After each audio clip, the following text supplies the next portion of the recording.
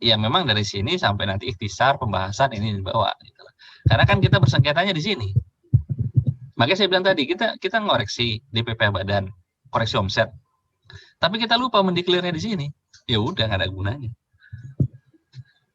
Karena kita nggak mendeklar dia sebagai daftar temuan gitu. Nggak bisa. Gitu ya teman-teman. Tapi kalau misalkan kita sudah uji, ada koreksi dan kita declare di sini, ya nggak apa-apa. Karena ini akan menjadi sengketa objeknya. Ini contoh SPHP-nya teman-teman ya. Nah ini kan sebenarnya tinggal mindahin dari KKP ya, mana saja koreksinya ya.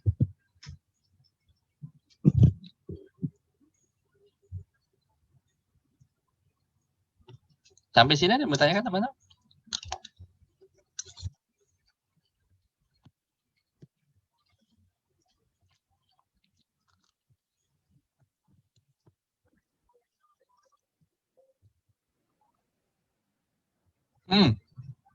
Total semua. Nanti dirinci di dasar koreksi sama dasar hukumnya.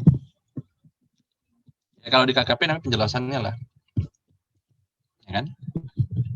Jadi biaya usaha lainnya senilai misalkan 1 miliar. 1 miliar itu ada 10 item. Maka 10 item itu dideklar beserta penjelasannya teman-teman.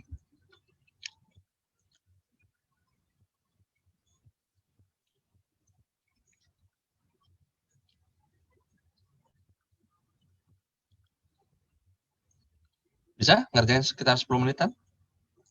Atau kurang? Nanti kita masuk ke materi mungkin nggak terlalu panjang lah. Itu sekitar 9.20 lah. Jadi nanti kita bahas daftar temuan, kita bahas ikhtisar pembahasan akhir, sampai nanti kita berita acara, laporan. Oke lah, nanti kita asumsikan seakan-akan laporan itu terjadi setelah pembahasan aja ya. Seharusnya sih laporan itu dibuat pada saat memang konsep SPHP ini dibuatkan. Ada konsep laporan namanya.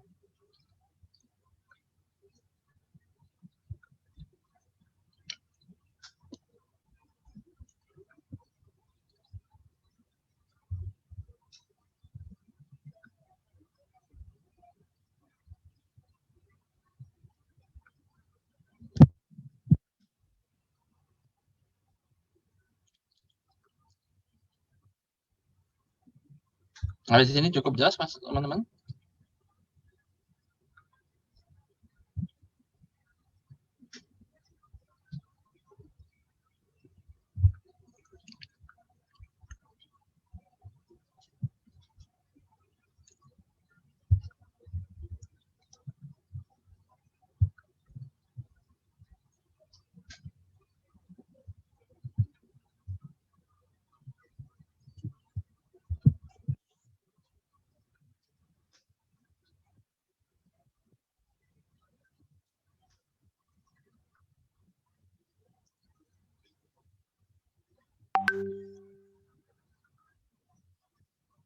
Ada yang mau ditanyakan?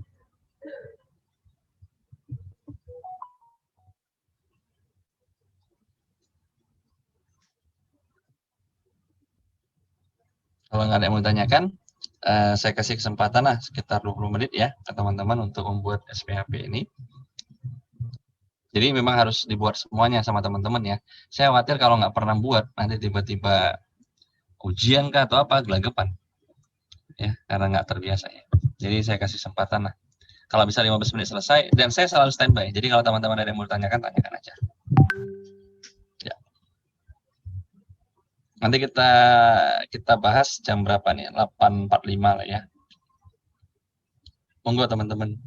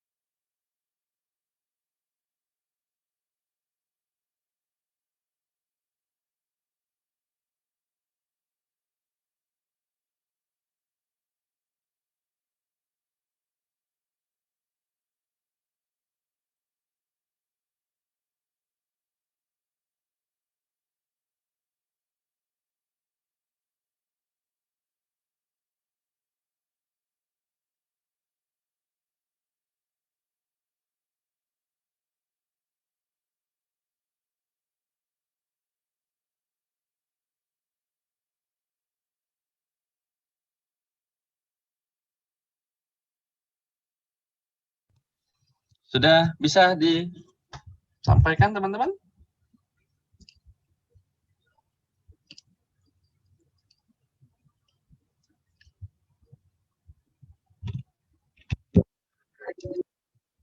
Berapa lama lagi?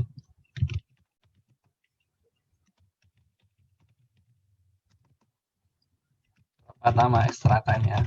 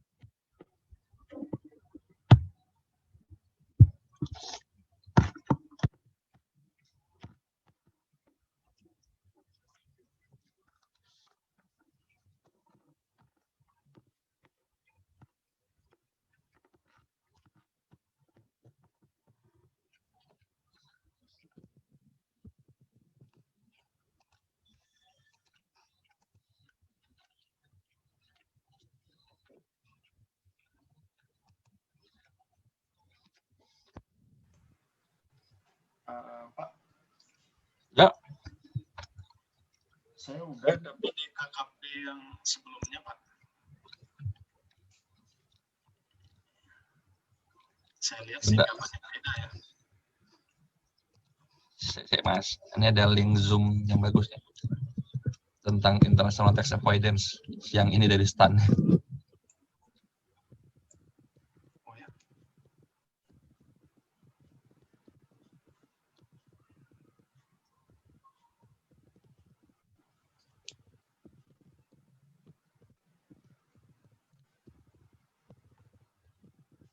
DDTC ada juga Pak. Apa? Dari DDTC juga ada. Oh, enggak sih, ini dari Stan, Kapabil, sama Asian Development Bank, ADB. Dari ADB kayak sponsorshipnya. Oke, lanjut Mas. Gimana Mas Nyoman? Udah. Udah ready? Iya. Oke. Ngomong-ngomong nih partisipannya cuma 28. Harusnya kalau sama saya kan 31. 3 orang, tadi 1 izin. Yang 2 orang lagi gimana? Ada kabarnya kah? Satunya lagi tetuko Pak, di rumahnya lagi mati listrik, jadi internetnya nggak bisa. Oke, nggak apa ya. Yang 2 lagi? Yang 1 lagi?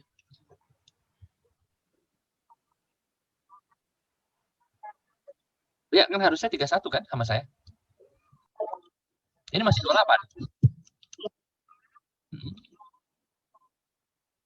Oh, yang tadi ya. Oke. Sip. Oke, monggo. Gimana Mas Nyoman? Mau ditampilkan? Izin Pak. Saya sekalian ngambil foto ya. Biar saya ngisi nggak kelupaan. Takutnya asik-asik malah kelupaan.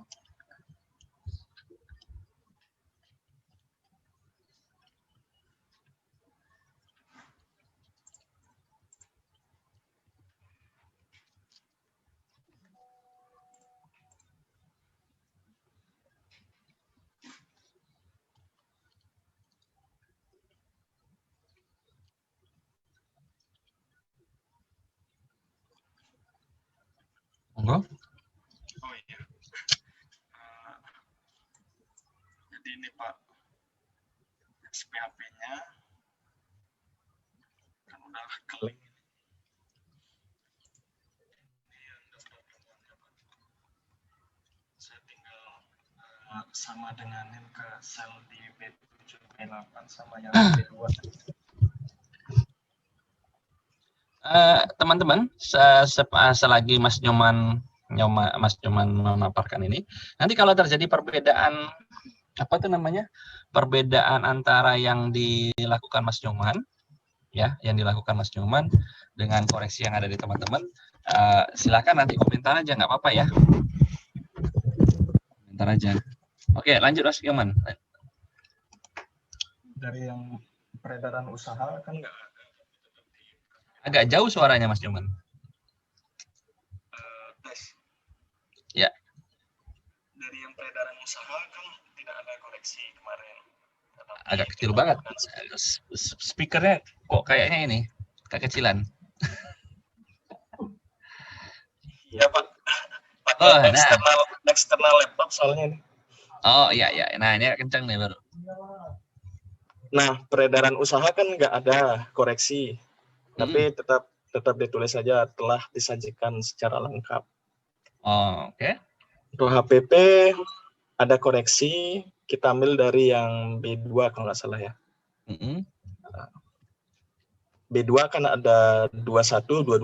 Nah, ini yang 21, ini yang dari persediaan akhir dicatat sesuai dengan syarat undang-undang perpajakan. Yang ini dari sorry. Yang 1 pembelian, yang 2 persediaan akhir. Ya. Yang pembelian yang nggak kenapa-napa. yang persediaan akhir kan LCNRV kemarin ya.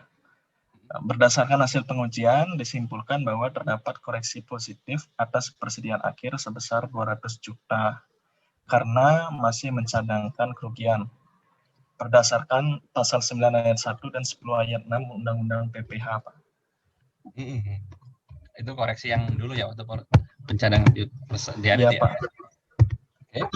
Pak, apakah di setiap koreksi kita harus tampilkan pasal 12 ayat 3 UKUP, Pak?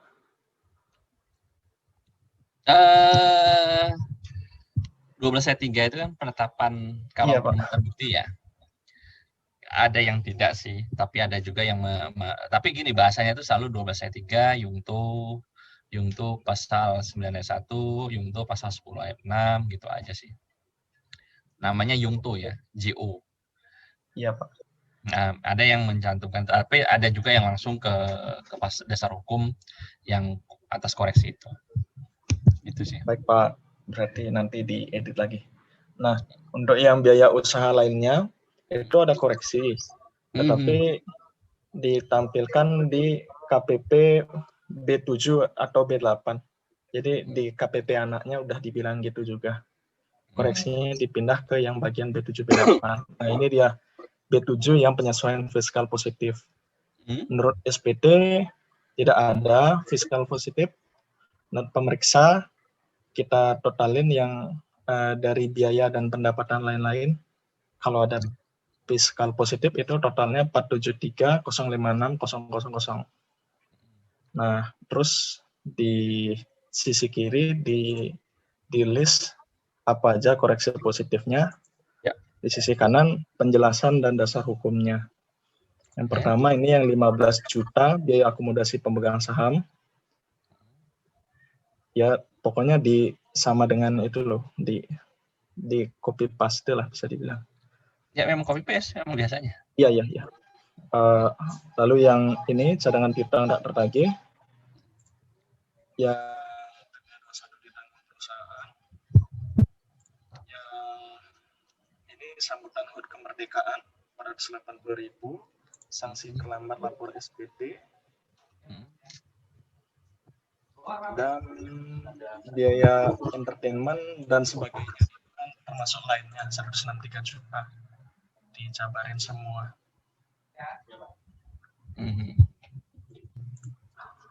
Gitu, Pak. Terus yang penyesuaian fiskal negatif sama dia diambil dari yang B3 sampai B6 itu kalau ada fiskal negatif ditaruh di sini di kolom B8 di KKP B8. Jadi tinggal disama denganin dari anak-anak KKP-nya aja. Menurut pemeriksa sekian. Itu terdiri dari apa saja? Dari jasa giro Bank Mandiri, dari bunga tabungan deposito Bank Mandiri, dari sewa gudang, pendapatan devisa, dan perusutan aktiva. Kemarin kan sudah kita setujui juga termasuk dasar hukumnya dari Mbak Ana waktu ini.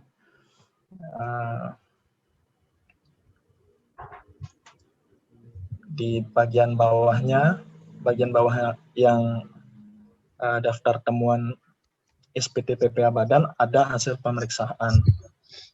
Mulai dari peredaran usaha sampai STP kalau ada di bawah nih. Tapi saya hapus karena tidak ada.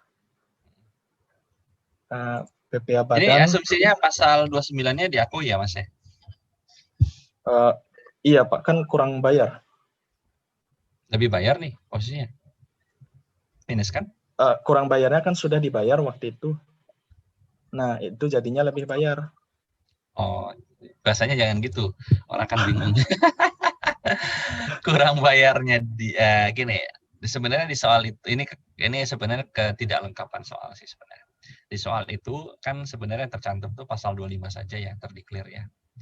Nah, makanya perlu ditambahkan asumsinya itu adalah cuma kan mungkin ada yang berpandangan tuh ya saklek tuh soalnya pasal 25 saja, nggak ada pasal 29-nya, ya monggo pasal 25 saja yang dikreditkan kan gitu. Ada yang punya pandangan juga ya 25 ada, tapi ya nggak mungkin dia tidak melaporkan SPT tanpa membayar kurang bayarnya, kan gitu. Nah, Baik, cobalah dihitung berarti kurang ini di bayarnya. split aja begitu ya Pak ya? Nggak apa-apa. Kalau itu kalau di SPAP kan memang sudah ini ya, sudah resume ya, ya itu. Sebenarnya kalau nggak, ini cuma sekedar teman-teman kalau nanti ada yang punya pandangan berbeda, karena di kelas yang samping tadi saya sudah sampaikan itu punya dua pandangan tentang kredit pajak. Itu kan kredit pajak kenapa hitungannya sampai LB 240 juta kan karena teman-teman mengakui ada pasal 29, ya kan, Mas Nyoman mengakui ada pasal 29 kan, 29 yang dibayar dia, terus kemudian teman-teman hitung, ya kan gitu ya. Itu kan dasarnya Mas Nyoman? Iya Pak. Nah, tapi ada juga yang berpandangan yang kemarin di kelas samping, ya di informasi hanya pasal 25 Pak, sehingga kami tidak menghitung pasal 29-nya, karena bisa saja wajib pajak memang tidak membayar dan lolos di KPP gitu. Sehingga hanya pasal 225-nya saja dikreditkan, pasal 29-nya nggak ada. Nah, karena pasal 25 saja dikreditkan, otomatis dia posisi kurang bayar.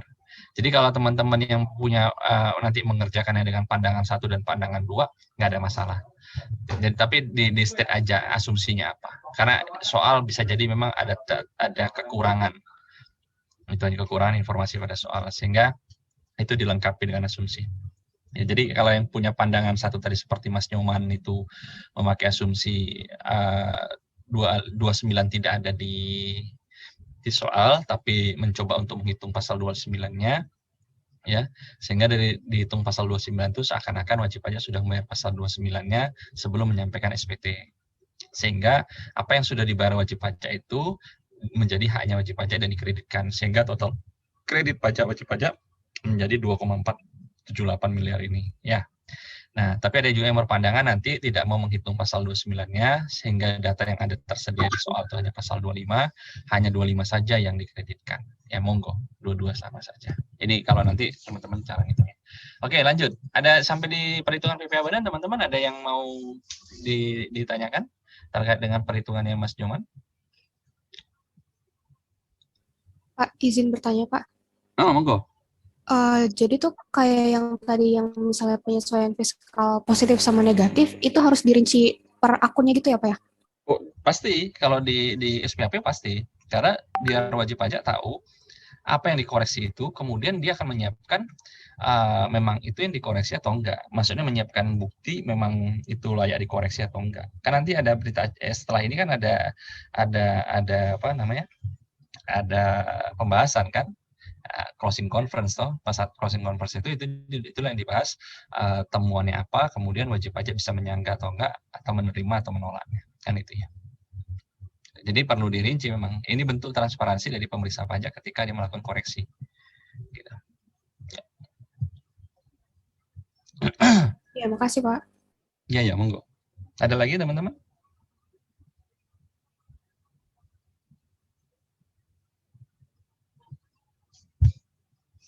Pak, Ya.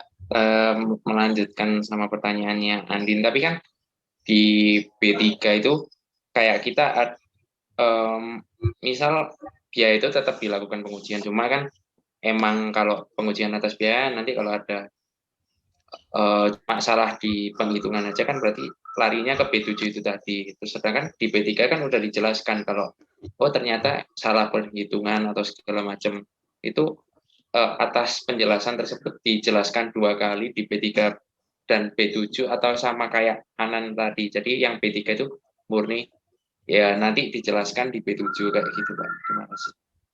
Ya kalau saya sih berpikir kalau nggak perlu dijelaskan 2 kali lah, tinggal kita memilih salah satunya aja. Kan niatnya itu kan tadi kalau kita menjelaskan di B7 kan lebih simple gitu. Semuanya tercover di B7 dan B8. Jadi nggak usah dijelaskan 2 kali gitu. Dan jangan pula nanti dikoreksi 2 kali gitu ya. Penjelasannya 2 kali oke lah, masih toleransi lah.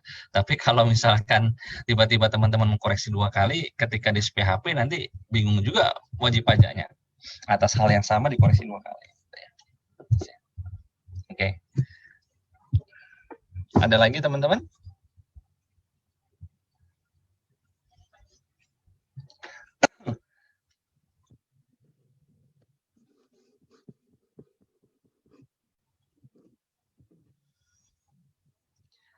Ada yang mau disampaikan? Kalau nggak ada, kita lanjut ke PPh pasal 21 ya.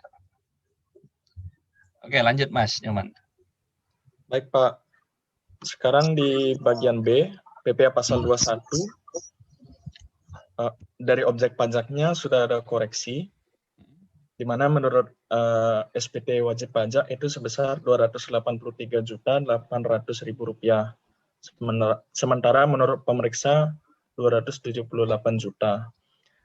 Ada koreksi dasar koreksi objek pajaknya 5.376.000. Lalu itu kebetulan sama dengan jumlah PPh pasal 21 yang dibayar oleh si wajib pajak yang berasal dari PPh 21 ditanggung perusahaan. Jadi di sini penjelasannya adalah berdasarkan hasil pengujian ada koreksi objek PPh pasal 21 sebesar 5.376.000 dengan PPh 21 yang dibayar sebesar 5.376.000 pula. Hasil dari penghitungan ulang ini Nah, ini koreksi negatif ya? Iya, Pak. Kenapa koreksi negatif? Karena itu, Pak, kelebihan objek pajaknya. Objek pajaknya si perusahaan kan sekian, 283 juta. Objek pajak penghasilan karyawannya, termasuk premi asuransi segala macam. Kalau Bapak mungkin waktu ini premi asuransinya ya, masuk kan premi asuransi itu? Yang dibayarkan pemberi kerja kan? Iya, Pak. Iya, premi asuransi dibayarkan pemberi kerja masuk dalam sebagai penghasilan. Iya, Pak. Nah, terus ada selisih sama wajib pajak SPT-nya? Iya, ada. Seingat saya kan di SPT wajib pajak kan nggak ada. Ini soalnya soal PPh badan toh kemarin. Cuma kan kita seakan-akan kan ada kita buatkan temuan di pasal 21. Akibat dari temuan pasal 21 itu muncul objek pajak sehingga ada muncul pasal 21-nya kan? Begitu toh? Saya asumsinya ngambil dari beban gaji dan premi nih kalau nggak salah. Di total jadi segini. Oh, kalau kemarin iya itu sih, benar emang nggak ada SPT-nya. Nggak ada kan. Jadi saya kalau saya kemarin itu mengasumsikan itu wajib pajak tidak melakukan pemotongan pasal 21, tapi kita coba untuk mengisi pasal 21-nya sehingga kita uji ada objek pasal 21 sehingga dari objek pasal 21 itu ada terutang gitu loh. Itu aja sih.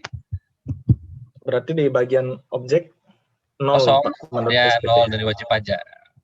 Oh, oke. Berarti ntar saya ubah juga ininya. Ini diubah juga. Ya. Tapi wajib pajak, perusahaan kan memotong Pak PPh 21 dalam bentuk ada, tanggungan itu. PPh 21 ditanggung 5 juta. Oh, ditanggung itu gini loh Mas. Wajib pajak mau bayar tapi ditanggung. Ya. Apakah distorkan? Belum tentu juga. Oh, gitu. Jadi gitu ya. Jadi kita asumsikan kalau kemarin itu saya buat 21 sama PPN itu wajib pajak seakan-akan belum memotong pasal 21-nya, kita coba ekualisasi, kemudian dengan ekualisasi itu ketemulah objek PPN 21. Dari 21 itu objeknya kalau misalkan tidak bisa dirinci ya sudahlah pakai perkiraan misalkan kira-kira 5% lah mereka dikenakannya. Kan tarif terendah pasal 21 itu 5%-nya. Sehingga pajak terutangnya ketemu. Kemudian dari PPN-nya, kalau misalkan di soal kan tidak ada, kita asumsikan wajib pajak belum melakukan pemungutan PPN. Kemudian dipungutlah PPN-nya ada ekualisasi, berapa ketemu objek pajaknya. Gitu loh. Ya. Baik, Pak. Berarti kan tujuannya kemarin supaya terisi aja KKP-nya. Kenapa? Nggak ada pemotongan juga kan ya Pak ya? 0 kan ini ya semua ya? Kan kemarin pakai perkiraannya sekitar 5% ya. Dari objek kemarin itu perkiraannya itu 5% dari objek pajaknya. Oh, dibagi berapa orang kemarin tuh? 10 kalau nggak salah ya. 10 orang ya. 10 orang itu dari objek pajak, kemudian makanya dikasih penjelasan nanti 2.878 juta itu dibagi 10 orang, Maka ketemulah 27 juta. Dari 27 juta tersebut belum masih di bawah PTKP. Sehingga atas koreksi tersebut ditemukan yang objek pajak, namun PPh 21-nya tidak ada yang terungkap. Gitu. Baik Pak, ini berarti no.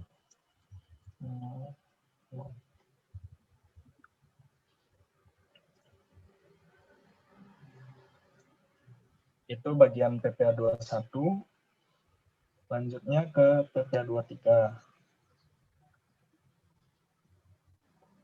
Asumsinya 0 juga ya Pak ya, menurut SPT tadi ya? 0. Oke. Berarti ada koreksi sekian, tetapi berarti kredit pajaknya 0.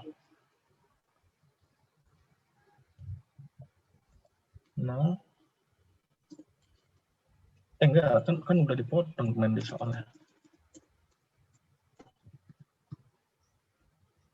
Udah benar ini. Untuk yang PPh pasal 23, menurut SPT, objek pajaknya sebesar 504 juta. Dari mana dong? Karena di soal udah di step yang mana-mana aja dipotong PPh 23, yang mana-mana aja dipotong PPh pasal 4 ayat 2. Asumsinya sudah itu. Sudah dilakukan. Jadi hasil pemeriksaannya pun tidak ada yang kurang atau lebih bayar karena sudah pas asumsi. Lalu selanjutnya yang PPh pasal 4 ayat 2 sama juga. Dia kasusnya kayak PPh 23. Ini pasal 23-nya kredit pajak dapat dari mana, Mas? Karena di soal udah di step Pak. Yang dipotong 23 yang mana, 4 ayat 2 yang mana, jadi sudah ada memang di soalnya? Nggak ada juga sih SPT-nya. Maksudnya gini, kalau memang nggak ada di soal, jangan diasumsikan semua lah, kayak pasal 29 tadi. Sehingga maksud saya nanti ada muncul SKP-nya gitu loh. Kalau kayak gini kan SKPLB sama SKPN semua nih, ujungnya. Iya Pak. Jangan. Jadi kalau maksud saya berasumsi boleh, tapi kan jangan semuanya juga diasumsikan ada kredit pajak sehingga nihil ujung-ujungnya gitu. Ya. Kan kalau di soal singkat saya nggak ada diamond state ya. Kan bisa juga pakai asumsi dia misalkan tidak ada kredit pajaknya gitu. Tapi di soal itu bilangnya emang perusahaan apa gitu memotong PPh pasal 23, ada yang memotong PPh final pasal 4 ayat 2 itu berarti tetap 0 atau bagaimana? Kalau misalkan di state nggak apa-apa ada kredit pajaknya. Ada misalkan dia punya kewajiban nih, ya sebentar. Gini, perusahaan sudah memotong pasal 23. Sudut pandangnya apa nih? Perusahaan menerima penghasilan atau biaya? Menerima Pak. Menerima penghasilan? Iya.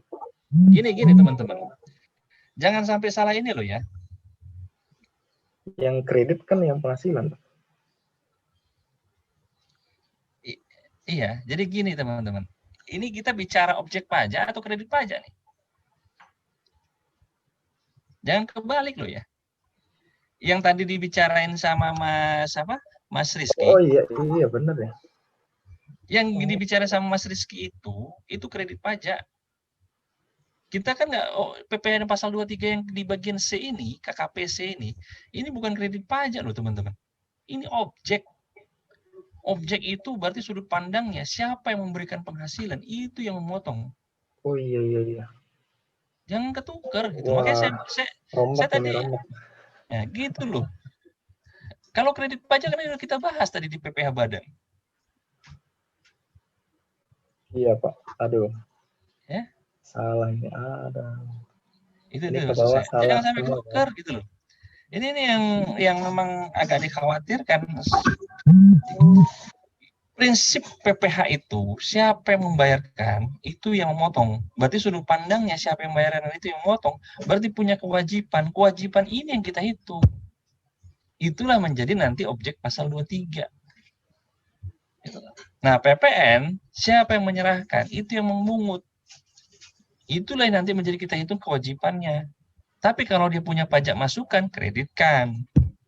Nah, di PPh Badan kita bicara, itu bukan kewajiban yang kita hitung. Kredit pajak itu adalah apa yang dibayarkan oleh wajib pajak, kita uji apakah itu haknya atau bukan. Hak, bukan kewajiban. Paham ya? Jangan sampai ketuker loh ini, teman-teman.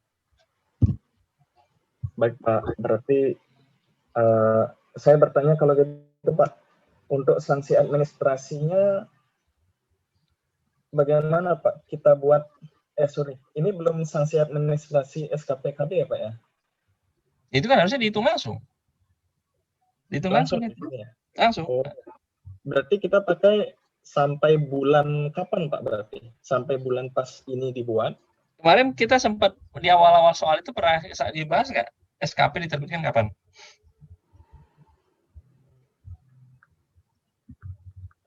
Belum mungkin Pak. Sekalian aja Pak, belum. Sekarang Pak. Nah, kalau belum ya, kan untuk menghitung SKP itu adalah sejak tanggal jatuh tempo pelaporan, berakhirnya tahun pajak, sampai dengan diterbitkan SKP. Begitu bunyi pasal 13 tuh. Nah, kita ngitung dari ini tahun pajak berapa? Tahun pajak 2019 Pak. 19. Berarti berakhirnya tahun pajak 2019 kapan? Sebenarnya kalau SPT ini masa kan Pak ya? Cuma oke, Desember 2019. Desember 2019 ya. Kita asumsikan setahun lah ini, Desember semua. Ya. Apa namanya? STP 2019. Nah, ketika misalkan STP 2019 Desember 2019 berarti berakhirnya tahun pajak sampai dengan diterbitkan SKP. Kita asumsikan SKP itu terbit Juli 2021. Berarti ada berapa bulan? Desember ke Juli 2021.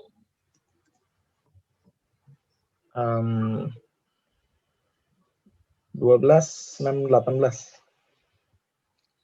Berapa bulan? 19. Terbit Juli.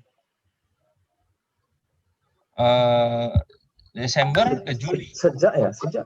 Sejak berakhirnya masa pajak atau tahun pajak sampai dengan diterbitkan SKP. Berarti 19 ke 2020, 2021. Berarti kurang lebih 12 bulan tambah 7, 19 bulan. Ya. Masih lewat dari batasan nggak? Belum Pak. Belum. Kalau belum berarti maksimal kan 24 bulan ya. Berarti 19 bulan kali 2%. Ya, kalau yang pakai yang lama, tapi kalau yang sudah baru kan kisarannya kurang lebih 0,5% lah dari peraturan Menteri Keuangan. Kayak saya kemarin salah hitung juga tuh. Saya kira ada lebih dari 24 bulan kalau di kelas samping. Jadi saya pakai 24 bulan kemarin.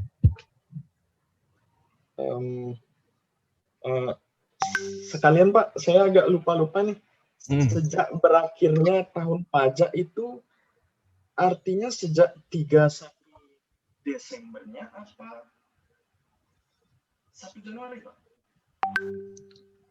Berakhirnya tahun pajak Desember. Sejak 3, berarti Desembernya dihitung gitu ya? Berakhirnya masa pajak. Masa pajak Desember berakhirnya kapan? Desember Pak, 31 Desember. Ya, Desember. 1 Januari dihitung berakhirnya. Mulai 1 Januari. Iya. Berarti nanya Pak. Berarti kalau yang Juli 2021 berarti kan ada irisannya Pak antara yang sebelum Omnibus Law sama yang sesudah. Yang mana itu? Buat sanksi ini atau gimana Pak? Soalnya kan untuk tadi atau langsung pakai yang Omnibus Law soalnya Juli 2021 ini. Iya, pakai aja Omnibus Law nggak apa-apa. Oh, ya udah. Oke. Terima kasih Pak. Kan kalau Omnibus Law peraturan Menteri Keuangan ya. KMK Pak kalau Omnibus dan saya peraturan diterbitkan oleh Menteri Keuangan kan. Itu berdasarkan bunga yang dipakai berdasarkan saat terbit ya Pak ya? Soalnya itu kan tiap bulan terbitnya. Ya, tapi kisaran 0,5% lah kisarannya itu. Oke, tarif 0,5% saja. Per bulan selama 19 bulan. Berlaku juga untuk yang di bawah-bawah ini berarti. Ini Maaf Pak, izin bertanya mengenai Monggo. SKP itu tarifnya kan kalau yang terbaru pakai floating rate. Itu floating rate dari floating rate-nya dia terbit atau floating rate-nya ketika dia floating rate Januari atau floating rate di Juli, Pak? Juli lah terbit SKP. Oke, Terbit makasih SKP. Pak. Oke, makasih Pak. Teman-teman mungkin ada yang udah pas objek pajaknya. Soalnya ini ke bawah salah juga nih berarti. Ini salah juga. Iya, aku mikirnya kredit ya, harusnya yang disetor ya. Yang disetor berarti kita yang motong.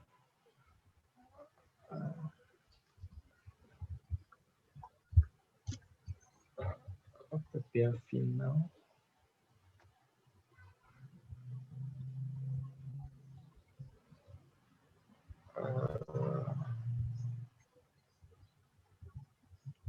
Izin bertanya Pak. Monggo, monggo. Untuk yang PPA final ini kan bisa jadi kita yang motong, bisa jadi kita yang dipotong. Untuk di bagian sini, ini yang seharusnya kita yang wajib pajak yang memotong. Makanya posisinya adalah kewajiban, teman-teman. Pos WP sebagai pemotong semua ini ya. Pemotong, kalau pasal 4 2 kan tidak harus memotong, menyetorkan sendiri juga bisa. Kan tidak, iya. Contoh misalkan sewa tanah dan atau bangunan. Kalau misalkan kita tidak memotong, kita bukan yang kita menyewa ya. Kan harusnya kita dipotong nih. Ya. Kita yang menyewakan. Misalkan kita yang punya tanah bangunan ya. Kemudian kita sewakan ke orang lain, harusnya kan kita potong. Ya. Tapi ternyata kita lupa motong. Boleh nggak lawan transaksi nyetorkan sendiri? Boleh, nggak apa-apa. Jadi posisinya ada yang memang dipotong, ada yang disetor sendiri. Konstruksi juga sama begitu. Yap. Jangan sampai lupa lah withholding tax-nya kemarin. Meskipun yang berlalu biarlah berlalu gitu ya.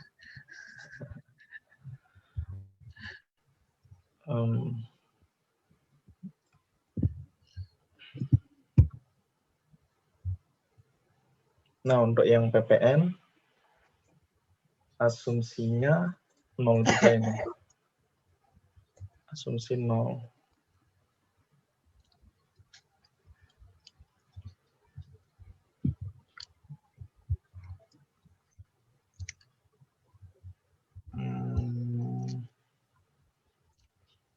Kalau yang asumsi PPN kayaknya bisa ya Pak ya? Kalau kredit pajaknya nggak ada kan PPN? Nggak ada juga ya? Kan kemarin saya kalau nggak salah waktu di awal tuh bilang kalau ada pajak masukannya kira-kira dari pembeliannya dia, hitunglah berapa dari pembelian barangnya dia, kan begitu toh? Jadi dari penjualan itu dikali 10%, dari pembelian barang dia itu seakan-akan ada PPN 10% juga, sehingga nanti jadi kredit pajak yang atas pembeliannya, begitu kan dulu? Seingat saya. Iya Pak. Apa sama? Yang dijual sama yang dibeli? Kemarin kan sama hitung-hitungan aja sekalian. Sama kemarin yang dijual dan dibeli?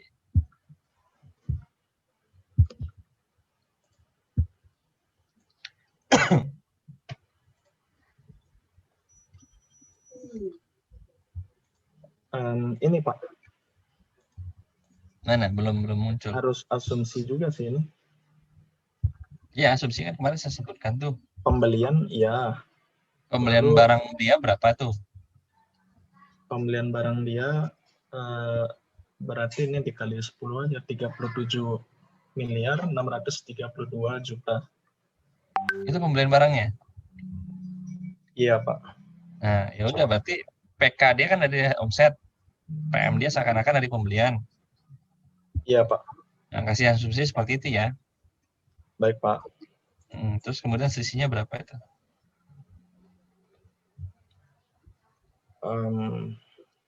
Untuk pembelian yang lain-lain waktu ini gimana, Pak?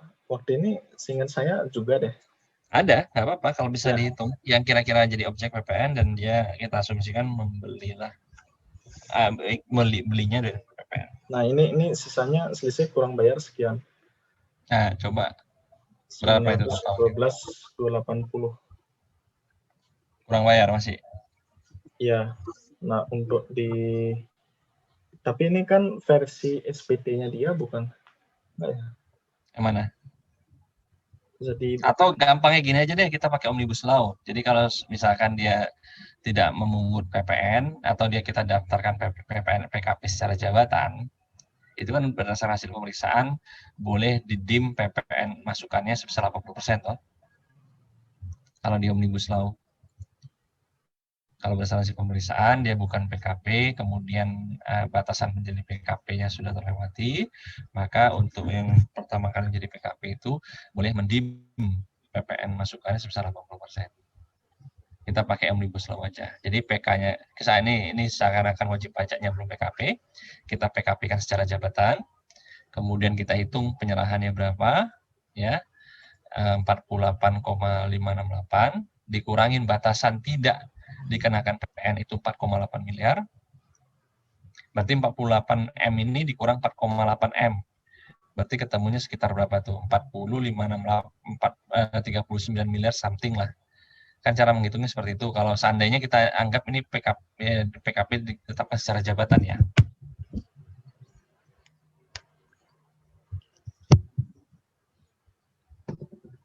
Jadi 48, ini Mas Nyomannya aktif nggak? Atau lagi?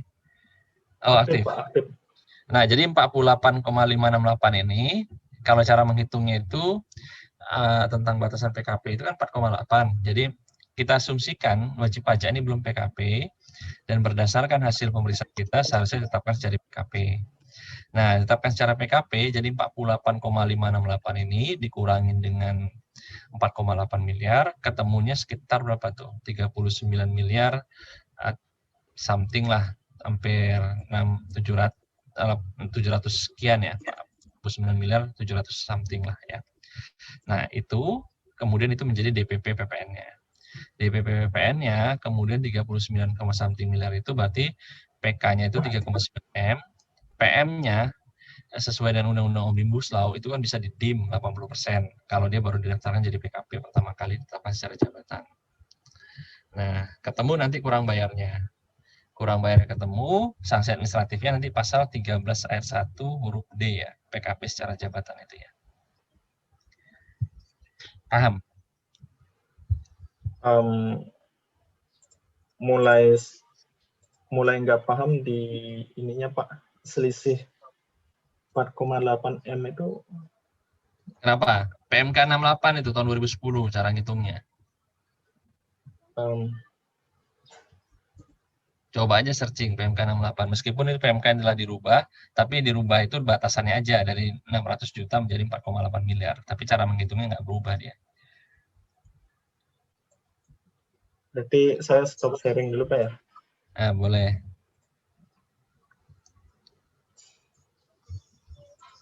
Tapi kalau teman-teman yang sudah menggunakan 40 objek pajaknya PPN dari total omset dikalikan 10%, kemudian sudah menghitung juga pajak masukannya atas pembeliannya dia, yang kira-kira ada pajak masukannya, kemudian ketemu selisihnya, dan dikenakan misalkan dia STP-nya, dendanya itu pasal 13 itu nggak masalah juga. Ini kan kita sebenarnya tujuan membuat menghitung PPN ini adalah teman-teman bisa paham atau pernah membuat KKP PPN, itu aja prinsipnya. Ya. Tapi kalaupun mau yang menggunakan Omnibus Law nggak apa-apa. Jadi asumsinya adalah dari penyerahan dia belum PKP, dia melakukan penyerahan yang objek PPN, kemudian dari penyerahan objek PPN itu dihitunglah berapa yang menjadi DPP-nya. DPP-nya seingat saya di PMK 68 dulu itu dikurangin dengan 4,8 miliar terlebih dahulu, batasan menjadi pengusaha kena pajak. Kemudian selisihnya itu menjadi DPP-nya. Setelah ketemu selisih DPP-nya, dikalikan 10% itu PK-nya. jika kita menggunakan Undang-Undang Omnibus Law di pasal 9 ayat 2A, seingat saya, itu tuh PKP yang pertama kali ditetapkan secara jabatan itu boleh mendim PM-nya, pajak masukannya 80% dari PK. Sehingga nanti kurang bayarnya adalah sebesar 20% dari PK atau gampangnya adalah 2%-nya. Gitu. Ini kalau kita ada mau memakai dua metode terserah, nggak apa-apa. Ini sebenarnya niat saya adalah bagaimana teman-teman bisa mengisi PPN, KKP PPN-nya. Ya, yang kedua itu adalah teman-teman coba menerapkan aplikasi ilmu yang ada. Itu aja sih. Tapi kalau nanti dalam soal ada juga PPN-nya, di situ ada pajak masukannya, teman-teman hitung pajak masukannya, PK dan kurang PM-nya. Ya. Ya, saya itu bagaimana teman-teman bisa ngisi KKP PPN saja kemarin tuh sampai nanti LHP dan SPHP. Ada mau ditanyakan teman-teman? Dulu ngitung PPN-nya gimana dulu? Tanpa dikurangi 4,8 miliar.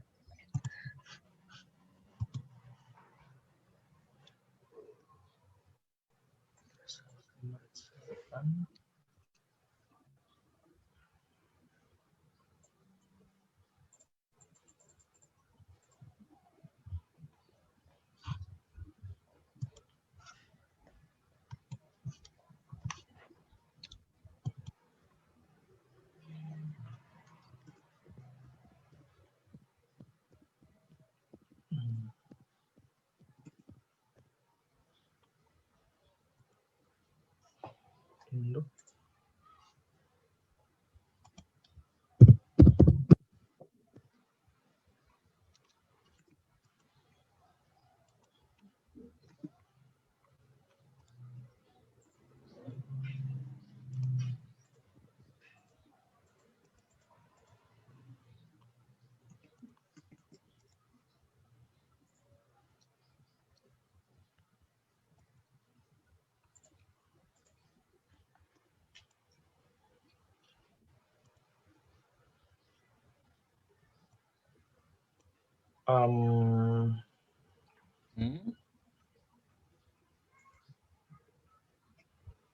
Ini apa sudah benar, Pak?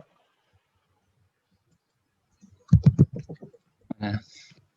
Nggak jadi pakai yang omnibus, Pak. Belum baca. Kalau nggak pakai Omnibus Law, itu kan kredit pajaknya cara ngitung gimana, Mas? Kok confirm aja? Kredit pajaknya kita samain, Pak. Maksudnya kan kemarin itu aturan mainnya nggak mungkin sama antara PK dan pajak. Karena kan sudah ini, Pak, sudah dilunasi sama yang bersangkutan. Makanya saya bilang, kalau semuanya pakai asumsi dilunasin, kagak ada SKP-nya, confirm semua SKPN ujungnya, Mas. Capek bener kamu hitung menjadi pemeriksa. Jangan lah, maksud saya itu kan kemarin kita aturan mainnya itu PPN yang dipungut sendiri itu PK dari omset. PM-nya itu adalah dari pembeliannya dia atau dari biaya dia menganut ada unsur PPN, begitu toh? Jangan main konfirm aja lah. Kalau konfirm aja besok bisa diperiksa lah. Berarti ini soalnya bingung antara soal sebagai laporan keuangan atau SPT sama pokoknya bingung asumsinya, Pak, karena soal. Kan asumsinya gampang. PK itu dari penyerahan. PK itu dari penyerahan. PM itu dari pembelian. Pembelian itu bisa dua. Pembelian yang ada di HPP maupun pembelian dari operating expense. Kan begitu. Kalau PK-nya sama dengan PM, berarti omsetnya sama dengan seluruh penyerahan. Nihil dong, nggak akan mungkin laba dia. Atau stok dia malah berlebihan, kan gitu ceritanya. Kalau seperti ini akan kelihatan pemeriksanya malas ngitung. Nggak akan mungkin PM itu sama dengan PK. Persis lagi. Nggak akan mungkin. Kan aturan mainnya udah dibuat kemarin. Aturan mainnya itu penyerahan itu dikali 10%, PM itu berasal dari biaya ataupun HPP, dikalikan 10%, tapi yang kira-kira mengandung unsur PPN. Gitu loh. Itu kan kemarin aturan mainnya kan? Pak, kredit pajaknya berarti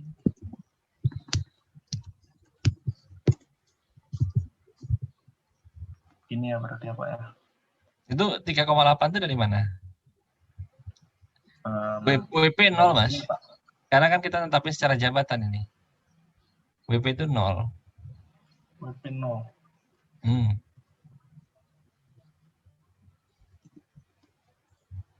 Nol. Gini berarti Pak ya. Itu PK-nya juga 0 sama DPP-nya. PK-nya 0.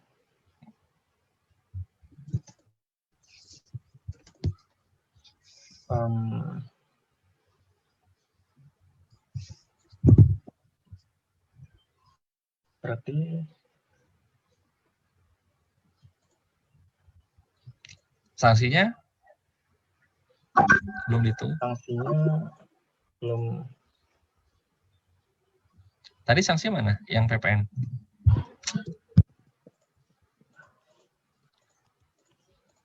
Mana dia tadi ya? Ini dia. Sanksinya berarti sampai Juli ya. Sampai 0,5% dikali 19 dikali, kita langsung aja.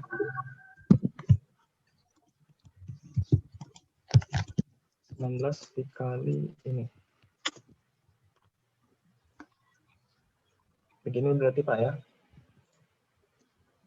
Itu pakai 0. Oke. SPAP juga gitu ya nanti ya. Di 19-in aja Pak ya, biar mudah. Ya. 19, maksudnya itu coba lihat 86. 19 itu kan berat, kan PPN itu masa, tapi ngitungnya dari yang Desember aja, asumsi yang Desember aja yang bermasalah. Nggak bisa begitu sih. Asumsi penyerahan semua di bulan Desember, gitu ya, kurang lebih lah.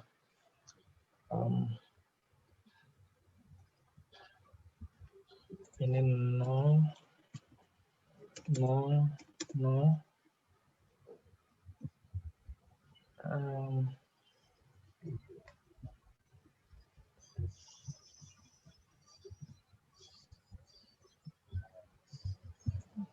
Yang ini belum bisa dirombak sekarang. Repot. Nanti ini direvisi lagi, Pak.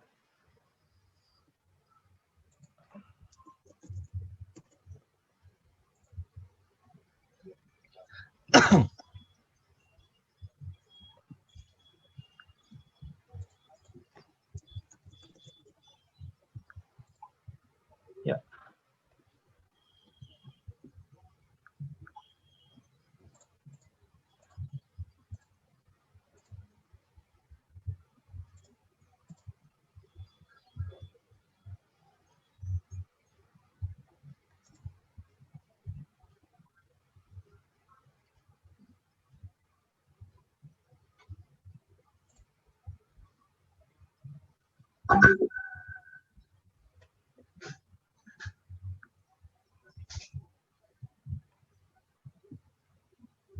Pak, izin minta waktu untuk memperbaiki yang 4 ayat 2 dan 3-nya, Pak.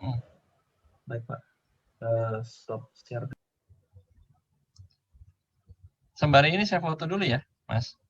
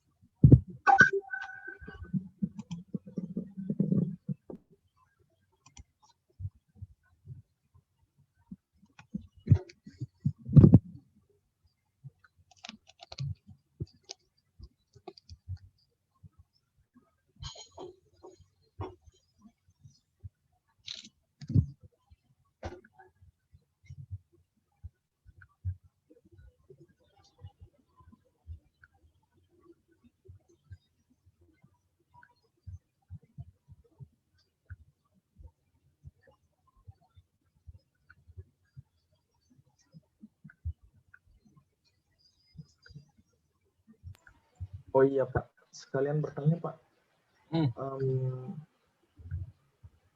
SKP itu kan terbit setelah proses pemeriksaan selesai kan Pak ya?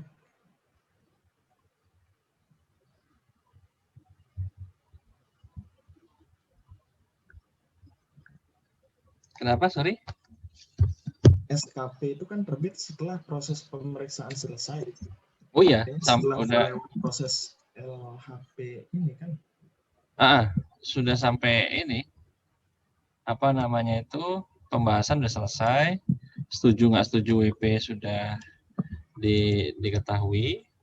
Nah, di situ baru terbit SHP itu.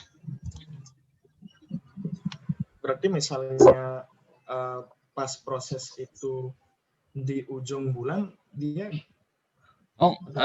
SKP itu kita sudah prediksi lah mau kapan sih, kan biasanya kalau di akhir pertengahan bulan atau awal bulan kan udah bisa ketahuan tuh. Nanti kan pada saat input not hit Mas. Jadi nanti bisa bulannya bisa berganti. Oh iya, baik Pak. Menginput not hit kan nanti bulannya berganti. Sorry, tadi ini kelas 6 10 ya? Oh, 69 ya. Saya ketukar.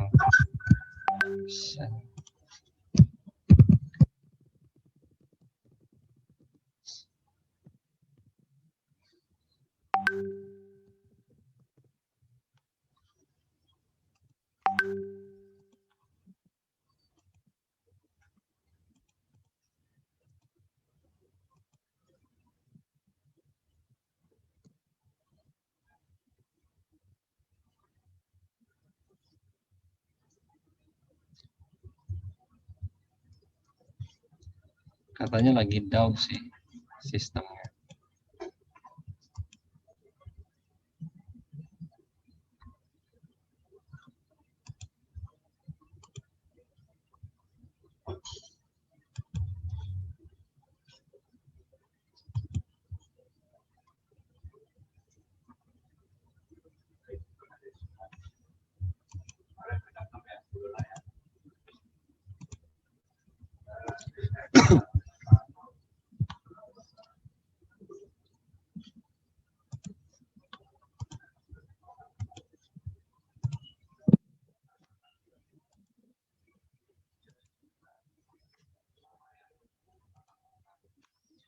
Kita coba bahas materi ya teman-teman ya, sedikit.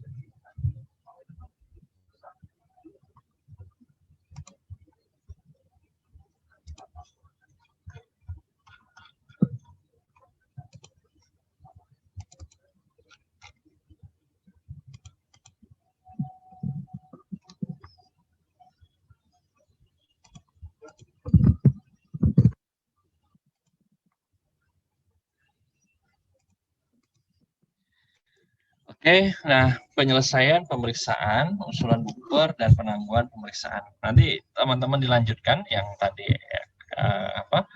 yang KKP, LHP, SPHP. Nanti kita minggu depan tuh satu pertemuan itu membahas itu semua sampai selesai. Ya, tapi setidaknya teman-teman udah dapat gambaran. Nah, acuan kita ini yang saya bilang tadi. Pertemuan ke-8 itu tentang kertas kerja dan pemeriksaan dan SPHP-nya. Ya, kemarin saya sempat sampaikan SPHP itu daftar temuan sebagainya dalam bentuk Excel, dan hari ini kita coba aplikasikan. Ya. Kemudian pertemuan ke-9 itu praktek membuat kertas kerja pemeriksaan. Di pertemuan 9 kita sudah membahas dan kita sudah lakukan juga praktek pembuatan SPHP. Ya, pertemuan 10 hari ini baru kita laksanakan. Pertemuan ke-11 LHP dan nota penghitungan ini sebenarnya teori-teorinya, kemudian LHP dan nota penghitungan itu sudah sempat kita bahas juga bentuknya, hanya saja pertemuan sebelumnya itu tidak komplit LHP-nya, dan saya memang baru berikan itu di Selasa kemarin, LHP yang komplit sampai dengan hasil risalahnya. Praktek pembuatan LHP dan not hit di pertemuan ke-12 ya. Kita coba, tapi ternyata di menu dari pengajar itu hari ini adalah pertemuan ke-13, penyelesaian, pemeriksaan bukber, dan penangguhan. Jadi kita switch saja. Hari ini kita bahas pertemuan ke-13-nya, nanti pertemuan ke-12-nya kita majukan minggu depan. Ya. Karena di daftar pengajarnya sudah masuk itu penyelesaian bukber dan penangguhan, padahal masih pertemuan ke-12 ya. Kemudian pertemuan ke-14 itu agak sedikit simpel, pemeriksaan tujuan lainnya. LHP, KKP maupun lain-lainnya lebih sederhana dibandingkan yang tidak tujuan lain. Nah, penyelesaian pemeriksaan teman-teman, ini pada saat pembukaan tadi saya sampaikan ada dua, yaitu sumir dan membuat LHP. LHP yang dimaksud di sini, kalau tadi saya sampaikan ketiga, yaitu sumir, kemudian terbitnya produk buku, baik SKP dan STP, yang ketiga adalah ditingkatkan pemeriksaan bukti permulaan. Nah, cuma dalam slide ini disimpulkan menjadi dua. Sumir artinya memang tidak ditemukan tidak ditemukan wajib pajak atau sudah melewati jangka waktu dan tidak ada data yang berarti untuk diterbitkan produk hukum. LHP yang dimaksud di sini adalah LHP atas penerbitan produk hukum atau nanti LHP yang diterbitkan nanti ke pemeriksaan bukti permulaan. Nah, penyelesaian membuat LHP sumir ya. Di sini tidak ditemukan wajib pajak atau pemeriksaan ditangguhkan karena ditindaklanjuti dengan bukber baik secara terbuka maupun secara terbuka maupun secara tertutup sebenarnya ya di sini ya, terbuka dan secara terbuka. Dan pemeriksaan bukti permulaan secara terbuka ini kan dua kali ya, tertutup sebenarnya ya, terbuka dan tertutup. Apa yang dimaksud dengan pemeriksaan bukti permulaan secara terbuka dan tertutup? Nanti seingat saya di slide berikutnya ada ya. Tapi bedanya itu adalah satu, wajib pajak tidak diketahui, wajib pajak tidak mengetahui sedang dilakukan pemeriksaan bukti permulaan. Yang kedua, surat perintahnya tidak disampaikan kepada wajib pajak. Itu kalau yang tertutup. Kalau yang terbuka, sama seperti pemeriksaan, wajib pajak tahu dan surat perintah disampaikan.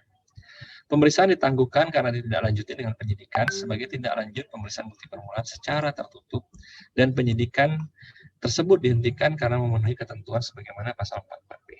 Maksudnya apa, Pak? Kok bisa dari pemeriksaan langsung ke penyidikan? Jadi pemeriksaan itu wajib pajak tahu sudah diperiksa, tapi ternyata ada indikasi pidana dan indikasi pidana itu nanti akan ditangguhkan. Dari penangguhan itu wajib pajak juga tidak tahu itu sedang ditangguhkan dan surat perintah pemeriksaan bukti permulaan terbitkan secara tertutup. Karena tertutup, otomatis wajib pajak juga tidak tahu sedang ditingkatkan ke pemeriksaan bukti permulaan, ya. Dan kemudian ketika terbukti pada saat pemeriksaan bukti permulaan, meskipun wajib pajak tidak tahu karena surat perintah tidak diberikan kepada dia, maka otomatis langsung ditingkatkan ke penyidikan dari pemeriksaannya. Gitu ya. Karena apa? Penyelidikan tertutup itu tujuannya adalah wajib pajak tidak tahu supaya tidak menghilangkan barang bukti atau para saksi tidak dihilangkan juga. Ini tujuannya ya. Jadi itu yang dimaksudnya. Nah, jadi itu kenapa pemeriksaan bisa langsung ke penyidikan. Dan dihentikan karena memenuhi ketentuan sebagaimana 44B. Ketika dia misalkan sudah ditingkatkan ke penyidikan, ternyata wajib pajak baru tahu, oh saya kemarin berarti dilidik dong. Kemarin sudah dilidik, berarti saya sekarang disidik. Nah, disidik berarti saya mau berhenti. Berhentinya gimana? Bayar pokok plus denda. Dendanya kalau dulu 400%, sekarang 300%. Itu yang dimaksud dengan 44B. Jadi dia sudah naik ke penyidikan, tapi dihentikan karena wajib pajak menggunakan haknya untuk membayar denda plus pokoknya sebagaimana cantum dalam pasal 44B. Itu yang dimaksud di sana. Nah, lantas jadi pertanyaan adalah ketika misalkan Pak dia diperiksa, kemudian dia diselidik, ketika dia dilidik atau di pemeriksaan bukti permulaan ya, bahasa saya penyelidikan ya, dilidik, kemudian dia kan nggak tahu Pak, dia taunya hanya diperiksa. Ketika dia taunya diperiksa, kemudian dia mengungkap sendiri Pak, dia gunakan pasal 8 ayat 5. Apakah pemeriksaan bukti permulaan atau penyelidikannya tadi berhenti Pak? Kalau seandainya yang diungkap di sebagaimana pasal 8 ayat 5 itu sudah sesuai dengan fakta baik hasil pemeriksaan maupun hasil penyelidikan, maka pemeriksaan itu tutup dan penyelidikan itu pun tutup. Penyelidikan yang tertutup tutup. Ya. Jadi dia boleh membayar dan 8 ayat 5 karena pas surat perintahnya tidak diketahui oleh wajib pajak. Demikian juga terhadap wajib pajak yang tidak dilakukan pemeriksaan tapi penyelidikan secara tertutup, dia masih boleh pembetulan, masih boleh pembetulan. Ya. Karena wajib pajak tidak tahu dilakukan penegakan hukum. Itu haknya dia. Pemeriksaan ulang tidak mengakibatkan adanya tambahan jumlah pajak yang telah ditetapkan dalam SKP sebelumnya. Jadi novum ada, tapi setelah ditelisik kemudian diperiksa ulang, ternyata novum itu tidak menimbulkan adanya efek kepada produk hukum atas pemeriksaan. Artinya SKP-nya tidak ada, masih tetap nihil juga. ya sudah, berarti pemeriksaannya di LHP Sumer. Terdapat keadaan tertentu berdasarkan pertimbangan Direktur Jenderal Pajak. Jadi artinya Direktur Jenderal Pajak bisa membatalkan surat perintah pemeriksaan tersebut. Tentunya ada dasar-dasarnya. Kemudian penyelesaian pemeriksaan membuat LHP Sumir. Pemeriksaan dihentikan dengan membuat LHP Sumir karena wajib pajak tidak ditemukan atau tidak memenuhi panggilan pemeriksaan dan dapat dilakukan pemeriksaan kembali apabila ditemukan wajib pajak. Jadi wajib pajak tidak ditemukan, surat panggilan dikirimkan, maka ketika itu dilakukan tidak datang-datang juga, ditinjau ke lapangan tidak ada juga, maka wajib pajak atas SHP tersebut disumir. Pajak terutang atas pemeriksaan terhadap wajib pajak tidak ditemukan atau tidak memenuhi panggilan ditetapkan secara jabatan. Ini kalau seandainya terjadi atas SPT-LB. SPT-LB yang disampaikan oleh wajib pajak meskipun dia tidak ditemukan, tetapi itu tetap diproses, teman-teman. Tujuannya kenapa? Karena di sana ada haknya wajib pajak atas SPT-LB tersebut. Sehingga meskipun tidak lantas jadi pertanyaan, Pak, SPT-LB wajib pajak tidak ditemukan. Kemudian di lapangan juga nggak ada, dipanggil juga nggak datang. Terus bagaimana cara mengkoreksinya? Maka pemeriksa menggunakan data yang ada. Setidak-tidaknya biasanya pemeriksa akan mengkoreksi seluruh kredit pajaknya sehingga SPT-nya menjadi nihil sepanjang tidak ada data lainnya. Sehingga dengan demikian ada kepastian hukum bagi wajib pajak untuk apakah LB-nya diterima atau tidak. Seharusnya ketika dia menggunakan masukan SPT-LB, dia sudah mencantumkan identitas dia secara lengkap, nomor kontak dan sebagainya, sehingga dia dapat dihubungin dan pemeriksa pun dapat berinteraksi dengan dia. Itu teman-teman kenapa ditetapkan secara jabatan. Kalau saya berpikir, apakah selain di SPT-LB boleh nggak ditetapkan secara jabatan? Boleh saja, tapi nanti akan menimbulkan kontraproduktif ketika SKP tersebut ditetapkan kurang bayar, seandainya ya, kemudian wajib pajak tidak ditemukan atau memang tidak dapat dilakukan pemeriksaan, maka langkah lebih baiknya memang SKPN. Kalau ada SKPKB, tentunya nanti akan menjadi tanggungan tunggakan utang pajak. Ya. Dan itu tidak akan pernah selesai, tunggakan tersebut. Penyelesaian membuat LHP. Wakil wajib pajak, ini LB ya, 17B ini LB. Kemudian wakil anggota keluarga wajib pajak dilakukan pemeriksaan, ditemukan dan memenuhi panggilan. Oke, ini kan sesuatu yang memang sesuai dengan keadaannya. Wajib pajak, pemeriksaan ditemukan dan memenuhi pemeriksaan, kewajiban perpajakan, dan pengujian perpajakan belum dapat diselesaikan sampai berakhirnya jangka waktu perpanjangan. Artinya wajib pajak ketemu, tapi pemeriksaannya nggak selesai juga sampai dengan batas waktu yang telah ditentukan. Pemeriksaan ditangguhkan karena tidak lanjuti dengan pemeriksaan bukti permulaan secara terbuka. Ini ya, membuat LHP juga, tapi nanti diteruskan kepada penyidiknya.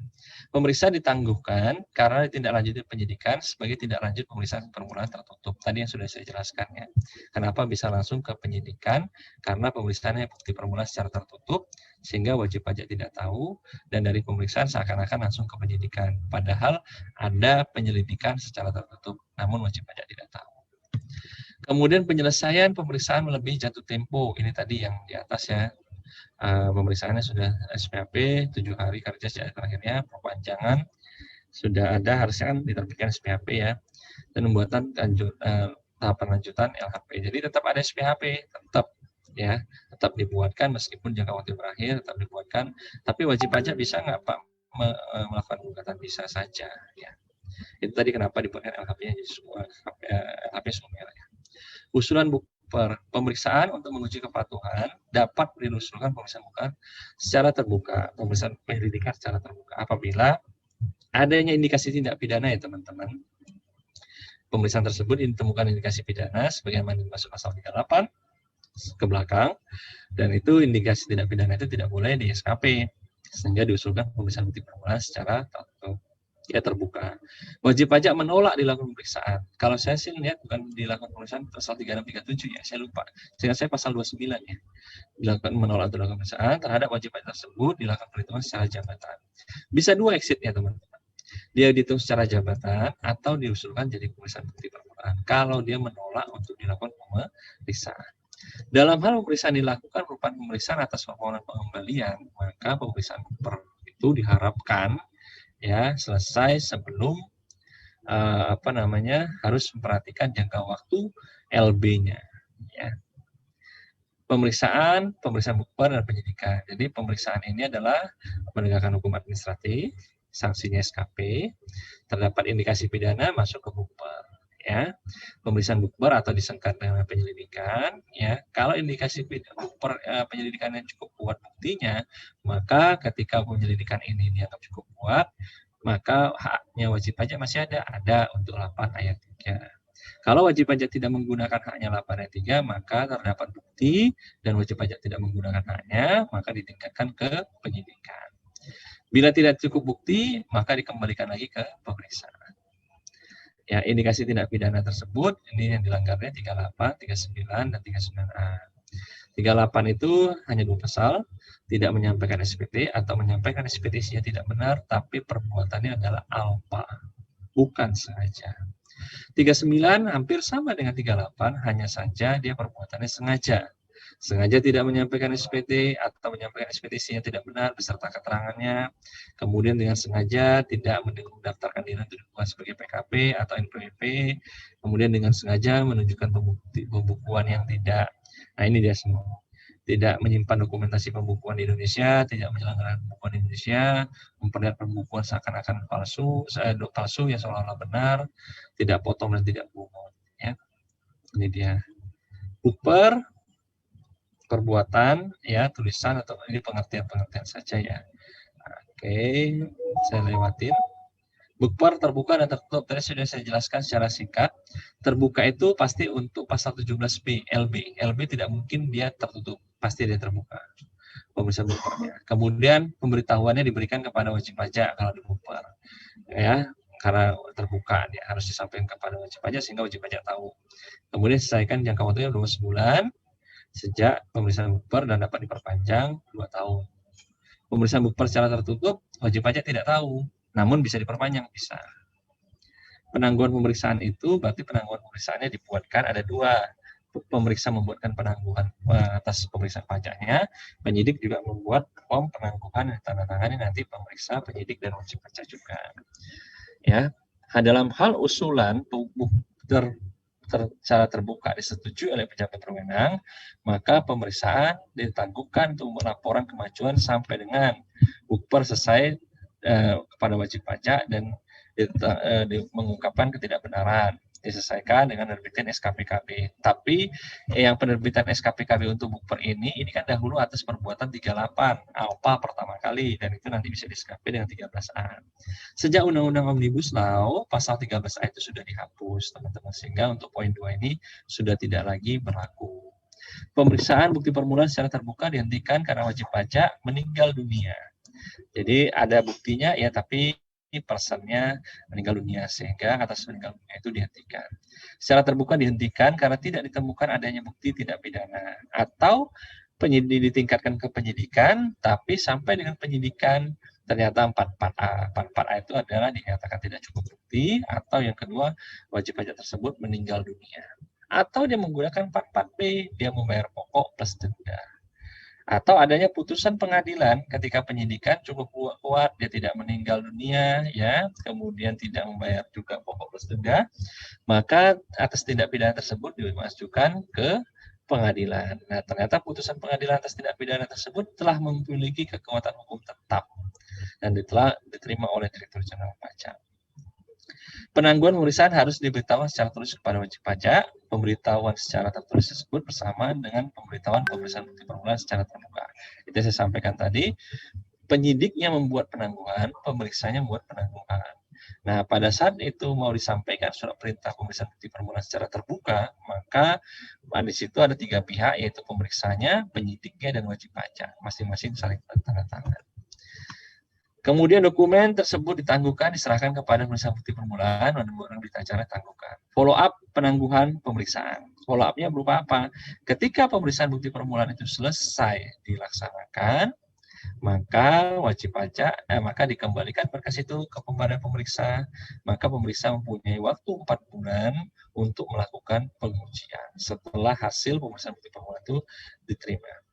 Pemeriksa pajak harus menyampaikan SPT dalam hal pemeriksaan dihentikan, pemeriksa pajak harus menyampaikan surat pemberitahuan penghentian pemeriksaan kepada wajib pajak atau Direktur Jenderal Pajak masih dapat melakukan pemeriksaan apabila setelah pemeriksaan dihentikan terdapat data lagi yang terkait dengan 8 ayat 3 maupun 44B yang terkait dengan bupernya. Ini follow up-nya teman-teman ya, sama dengan tadi. Sama yang sudah dijelaskan tadi. Penangguhan pemeriksaan yang bersama juga dengan tadi. Ini di sini terakhir itu ada pertanyaan dan mungkin untuk mengencourage teman-teman untuk memahami ini, nanti silakan dijawab ini pertanyaan ini ya, sehingga teman-teman itu bisa membaca nanti di PMK 184 atau PMK 17 atau nanti PMK 18 tahun 2021 atas petunjuk pelaksana dari Omnibus Law. Sampai di sini teman-teman ada yang mau ditanyakan?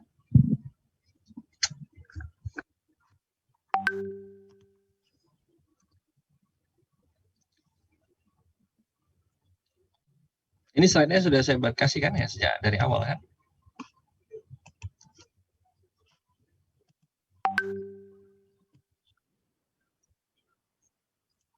Oh yang 13 dan 14 belum ada ya? Oke, saya coba ya.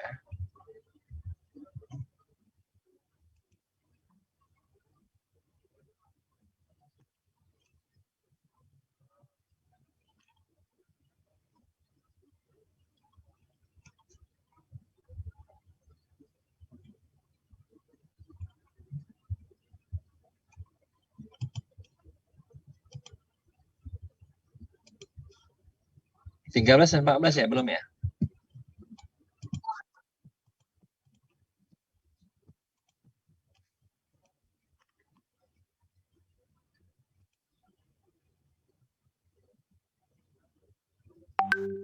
Oke, udah saya kirim ya Mbak.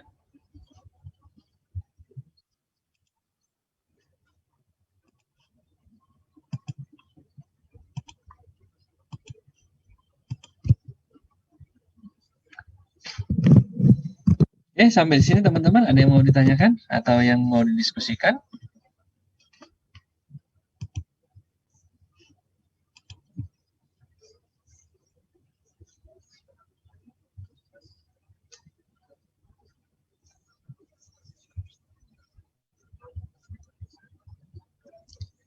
Sudah cukup? Kalau sudah cukup, nanti minggu depan kita coba membahas set komplit, mulai dari SPHP-nya, ikhtisar hasil pembahasan, KKP, LHP, not hit, dan SKP ya. Minta tolong itu dibuatkan oleh teman-teman masing-masing. Kenapa saya tidak mau itu kerjaan per kelompok? Nanti takutnya teman-teman ada yang hanya melihat saja, tidak ngerjain, ya. Dan atau ada yang ngerjain parsial sehingga bagian parsial lainnya tidak dikerjakan oleh pihak yang lain. Saya nggak tahu sampai di mana nanti ujian itu berlangsung dan sampai di mana ujian itu nanti teman-teman disuruh membuatkan. Tapi saya berpikir adalah terlepas dari ujian atau tidaknya soal itu, setidaknya wajib teman-teman sudah tahu bentuknya dan pernah mengisinya. Jadi saya tidak lagi kalang kabut ketika ditanyakan tentang poin-poin itu teman-teman. Ya. Sampai sini ada yang mau ditanyakan teman-teman? Tidak.